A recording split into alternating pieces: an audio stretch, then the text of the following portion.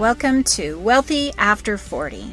Ready to ditch debt, retire sooner, and live life on your own terms? Only 54% of Gen Xers feel prepared for retirement, and 22% believe they will live a comfortable lifestyle. So if you're feeling like your finances are a hot mess express, you are not alone. I'm Daylene Higgins, founder of Elevate Finances and money coach for Gen Xers. I reached my dream of retiring at 50 while helping our daughter through college, and now I want to help you do the same. It's time to stop avoiding your finances like the plague and start having confident conversations about money. Join me every week to talk about personal budgeting, debt payoff, saving for retirement, money mindset, and leaving a legacy for future generations. Okay, friends, let's talk money. Welcome to today's episode of Wealthy After 40. I'm excited to have a guest today, Sam X Renick. He is the driving force behind Sammy Rabbit and the Money School. Sam is dedicated to empowering kids' dreams and improving children's financial literacy through the development of great habits and strategic life skills. Sam has read and sung off key with over 250,000 children around the world, encouraging them to get in the habit of saving money and reading. So, Sam, thank you for joining us. And I just want to ask you, where did your passion for teaching or focusing on young children come from? Well, first, you're very welcome, Daylene, and thank you for having me. I want to wish everybody out there in Daylene land and Sammy land a Sammy-rific day.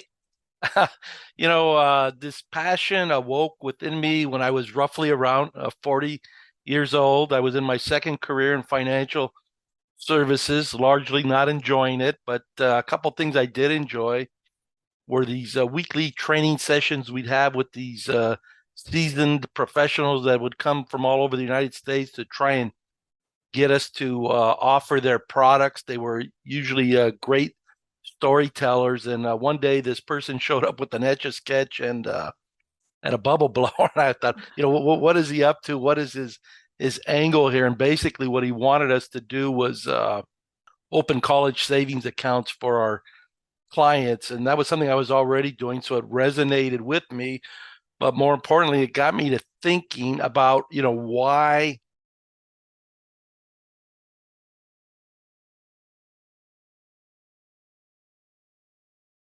did I get on a path when I was 21 where I was automatically saving and investing and spending less than I had earned? So I just started thinking a lot about that and realized that one of the big influences was my father. And this was a little bit unusual in the sense that we were living in what I would now describe as upper poverty. so we didn't have any discretionary income, but we had food to eat every day and a place to sleep, and I had my brother's hand-me-down clothes. So we had basically what we needed. But when I would go to him frequently, like for a dime for soda was a dime back then, so I am pretty old, but young at heart.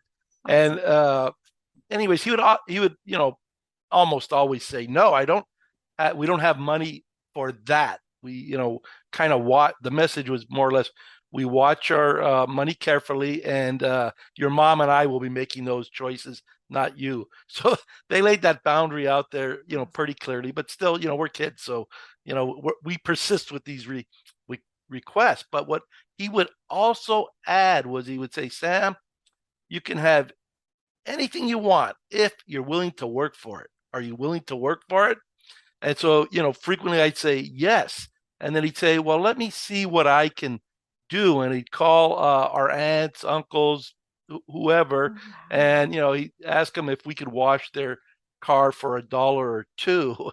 And then he would find money for soap, and he'd be out there helping us do that, developing within us a very strong work ethic. So I always found that a very hopeful message. And now that I'm older, I see the wisdom in an approach like that, it being very hopeful, motivating, but also a lot of foresight that just because we're in a situation at this moment doesn't mean we have to remain in this situation, that there's things you have agency as a person, and there's things you can do and control and take charge of them. And having an enthusiastic willingness to work could be one of them. But then you need to, once you do that, that's one part of the equation.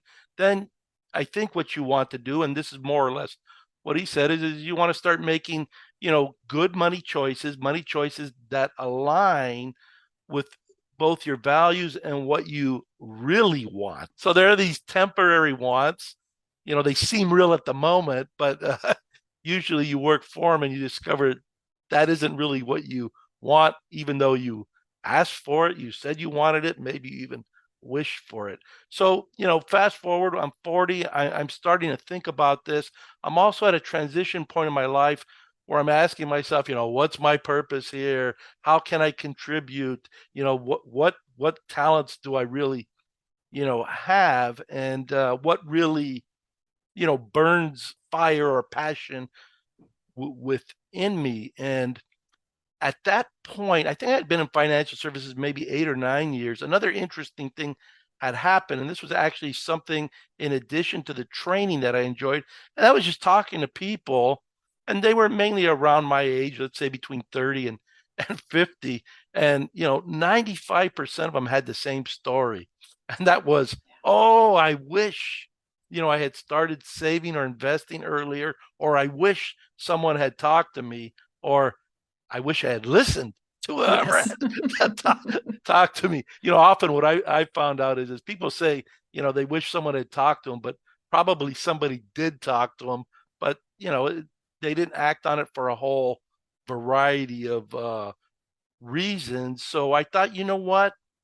Maybe there's something I can do. I like this idea of coaching, guiding, encouraging people to execute what I'll describe as the basics of money, and that would be to prioritize saving and investing and spending less than you earn.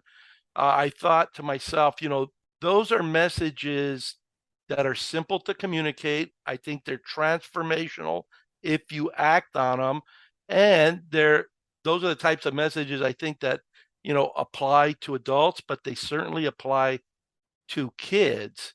And so, I further thought to myself, if I could only, of those three, communicate one message, which would it be? It largely was this idea of pay yourself first, which we translated for kids, saving is a great habit. We invented this character to deliver the message, to make it fun. Now, I did something that may have not been so fun, but I created a storybook. I think storybooks are fun, but a lot of people don't like to read, including kids. But I think reading is one of these discriminatory skills in this sense that they distinguish you from other people. When you read, it's very important to do. Plus, I do think reading and listening are key skills to have success. And so I wanted to start with the storybook and a simple message that saving is a great habit. And in fact, in our first book, It's a Habit, Sammy Rabbit, we don't even mention money. We just use this concept, this language to help develop a mindset. I read one of your blogs about like a toddler's view of money, and you talk about mindsets. And we're at SammyRabbit.com. We're very big on mindsets, language, seeding the language, exposing, introducing kids to it at an early age to start building, hopefully their thinking, but their feelings, their attitudes towards money. So, I can go on forever. Thank you for asking, Daleen. I'll stop there. Yes, I love it, Sammy. This is just great. Is teaching children at such a young age so important? Tell us the primary ages you're trying to target with the song and the reading. Okay, so it's, what I've discovered, and this has mostly been, I've been at it for over 20 years now. It's, I've just been learning a lot of lessons. I'm still learning lessons. So like one thing you realize is if you're not on television, this is back in 2000. Now it's still, I think, television, but YouTube, and we're a little bit on YouTube, but for the most part, who you're targeting are parents and adults. They are the ones who give you access to the kids.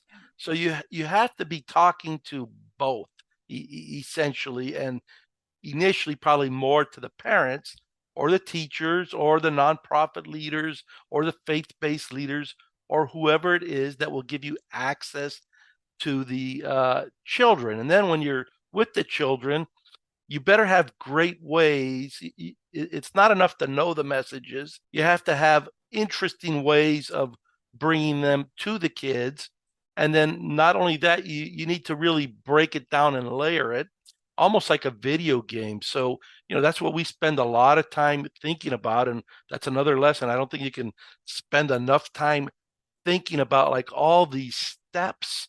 And so for me, it really does begin with the language and the words. It could be money, it could be saving. Language is very complex, particularly English, but I think it's all languages. So what I mean by that is when you look at the word save, it has 9 or 10 different meanings. So the context is really important.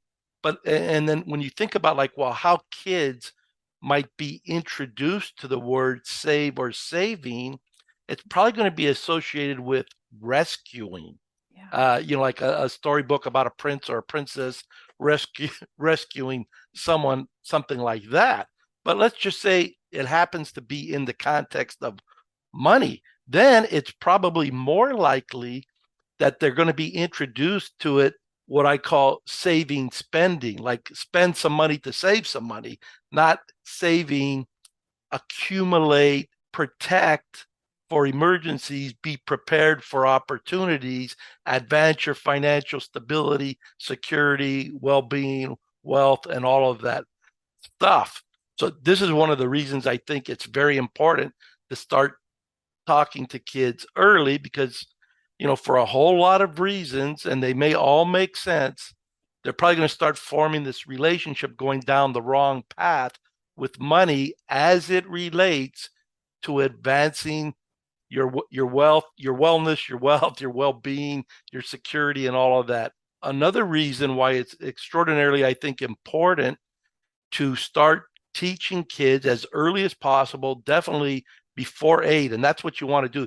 I shouldn't say just teaching, it should be intentionally teaching, consciously teaching, because teaching all the time, especially from a toddler's point of view, a toddler, all they do is absorb information, and they do it very well. They may not be able to articulate it, but they're embodying it into their attitudes, their feelings, all of that stuff, other than when they're sleeping, and they may be thinking about it when they're dreaming, who knows, but they're seeing and they're hearing, so they're taking in all the sights and sound. Oh my goodness, we can't pay the rent, and there's like, oh wow, the rent, and they may be thinking or feeling that's a scary thing. Mm-hmm. Whatever that is. But a lot of it leads to, let's say, at age 3 or 4, maybe 5, where they say, mommy, daddy, give me this. Or in my mind, tells you that it's all, for the most part, whatever being input is now coming out with this. Basically, money is for spending and getting things, and not necessarily the right things. So then, if you intervene later, you're working against that tide, and it isn't easy to do, like anything. So that's another thing. Then when you think about, when you start diving in deeper, parents are, unquestionably the number one influence of young kids. Now, according to a whole variety of studies, parents are not that well informed about, personal finance. Mm-hmm. But by and large, and even if you're pretty informed, you still may not be extraordinarily informed. There's levels, and you should be learning about it. I think for your whole life, there's different challenges you face at different periods, but just trying to get the basics down is one thing, and that's not easy to do. Getting them down may not be that hard. Getting them down, like, knowledge wise, but then executing on them, okay, that's a lot harder. All we have to do is think about exercise. Almost everybody understands, walking is good for you, but It the doesn't make normal us 10 do or it. 20%, they're doing it. Yep. The other 80% of us are struggling Yep. Yep. at it, even though we know we should be doing Yes. that. So, a lot of people realize, that they should be saving, but they're not for a whole, variety of reasons. I'm not as personally concerned with what the reasons are. I'm more concerned with trying to motivate them to take action using what I would describe. There might be a lot of ways that work, but there are some approaches that are time tested, proven, more reliable. Those are the strategies that interest me the most. So when you're looking at young kids, so their parents may or may not be talking to them consciously about money. If they are, they may not be, you know, leading them on a path that is predictably or reliably going to advance their, I'll just call it financial wellness. That encompasses security, wealth, all of those things, stability from my standpoint. Then you have these other influences that they're exposed to. Some are, relatives, friends, whatever they are. And there's these outside influences beyond that circle that are very intentional. Let's call them advertising and media. 99.9% of their messages are about spending money and not necessarily spending it smartly. Okay. we're all going to spend money. And so, I think what you want to do is you want to spend smart and slowly build, or fast if you're able to, towards managing, allocating, using, spending money towards your values and what it is you really want and need. Wants are very important, but if you treat all wants the same, and if you treat them, let's say prioritize, when I say treat, I really mean prioritize. If you prioritize them all the same, and then you prioritize, you confuse needs with wants, you're going to have struggles, probably. Now, look, there's exceptions to every rule, principle, however you want. So we're just talking by and large. So what you find out from the research and also common sense is by 7 or 8, during this period of time where you're thinking, you're hoping, your kids are having this fantasy childhood, which other than in Disney movies, I don't know where it happens. Doesn't seem to happen in real life. But their minds, their feelings have already been coded with all this information related to money. Parents, and this could be even experts and teachers,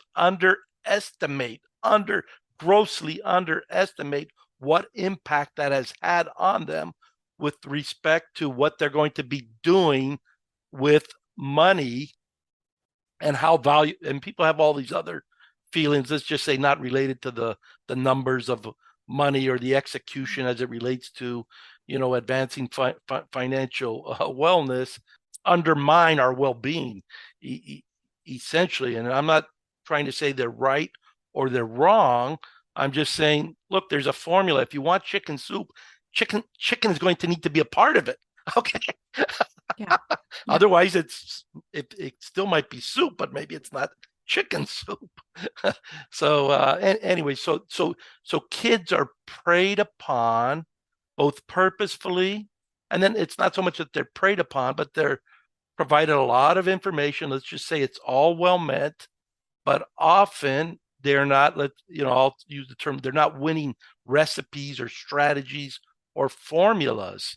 You get out of this 7 to 8 stage, maybe 8 to 12, or maybe 12 to 15, somewhere in there. You want to get, I think, a pretty good understanding, and kids have this. They may not be able to articulate it, but say where you're at, if we call life a game, in the game.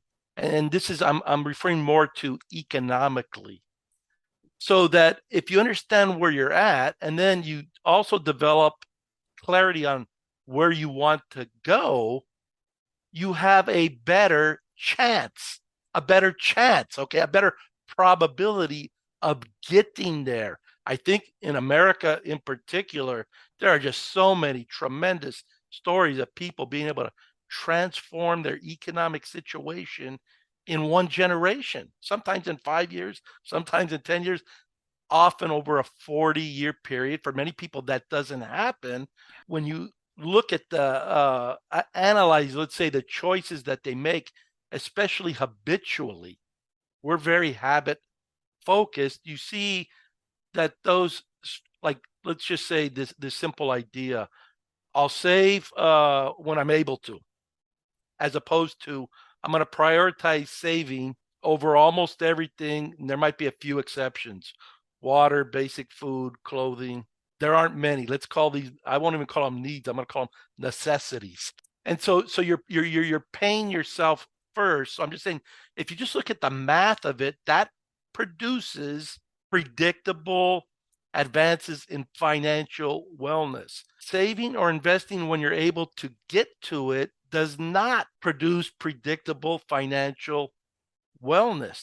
It just seems there's always more to spend on, probably for good reason. The part that we are going to spend, let's say it's a universal law, it's basic economics. The fewer resources you have, the more consequential the outcomes of those choices. Therefore, it makes sense that you invest more thought, planning into how you're going to use those resources. I'm not going to address, is that fair or not fair? But that is, to me, I'll say that's a very reality based. You're saying I'm here, I want to get there. This is what I have. And then okay, now you're going to get tested. Are you really committed to that? Okay. I talk to my nephew about this all the time daily. And I'm like, it wasn't my choice, but as a kid, let's say for 15 years, we ate two things almost every day for lunch: peanut butter and jelly or bologna and cheese. Okay. Once in a while, I think they threw in tuna. That was a great day. Yep. Man, I watch what he and his son eat, and they're extraordinarily fickle. If every little thing is not right, they don't eat it. And what I see is that produces a lot of inefficiencies and waste. Whatever you describe as enjoy or just pure fun, you should build into your smart spending. I enjoy soda, so if I could have it every day or once a week or whatever it is. Look, here was another thing I thought about is when I was thinking about this, I thought, you know what, you've got to start early. Okay, so I started investigating a little bit into this whole thing people call now financial wellness, but financial education, literacy. There are distinctions, but they largely mean the same thing. There's a lot of overlap, but then when you get into the last, let's say 10 or 20%, there are distinctions between, let's say, financial knowing something and being competent at it or skilled at it. What is the most important thing parents can do to begin educating their children about money? Let me just start with the number one, what I think is the number one lesson, and that is to get your kids in the habit of saving money. All right. Kids don't have bills. They don't have expenses. Get a nice transparent glass, a jar, whatever you want. Get a recyclable. Start dropping pennies in there or nickels, whatever you want. Have your kids do it. You do it. If they're babysitting in their high chairs, drop it in yourself. Shake it up. Make some noise. Infuse some joy into this idea that we're building something. And we're doing it because we believe in you and your future. Things like that. Come up, define, if they're able to, some very short, people like to call them money scripts. The Higgins, we're savers. Okay. and then shake that bank. Okay. We're going places. We're going to college. We're going to travel. We're going to build a business. And even if we don't, we're going to be prepared to do it. And we'll find other good uses of that money if we don't use it for those things. The reason I emphasize saving is for a variety of reasons. It has to do with all the benefits that learning or making a habit of saving communicates, empowers a child with. The biggest may be learning to delay gratification. Okay, that's the mother skill of all success. In my opinion, it's transferable. That's something saving does beyond the financial wellness aspects of it. It also does what I shared earlier. It helps to build confidence and esteem. Saving in and of itself is an education. If you fall off your bike, get back on. We're not perfect. And so we've got to allow ourselves room for errors. If you get around people who want to learn and will ask questions of you or test your thinking in a constructive way, I found that very helpful on all topics. This has been a great discussion, Sammy. I appreciate you. For those of you listening, go find him at his website is sammyrabbit.com. He can also be found on LinkedIn and Facebook. Under Facebook, it's official Sammy Rabbit. On LinkedIn, it's the company sammyrabbit.com. And go find what he has. His website is amazing. A lot of information, a lot of exciting songs, coloring, products. So go check it out. So appreciate it. And we'll chat with you soon. Thanks for listening. Every week, my goal is to help you get one step closer to financial freedom and making confident decisions so your money starts working for you. Having a community of support is important to your financial success. I would love to have you join me in my free Facebook community, All Things Personal Finance.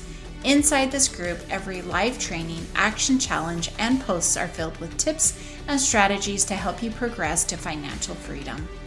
If you have questions from today's episode or want to learn more, follow me on Instagram at Elevate Finances. If you're looking for personalized support to get your finances on track, check out my website at elevatefinances.us to learn more about how I can support you with one-on-one coaching.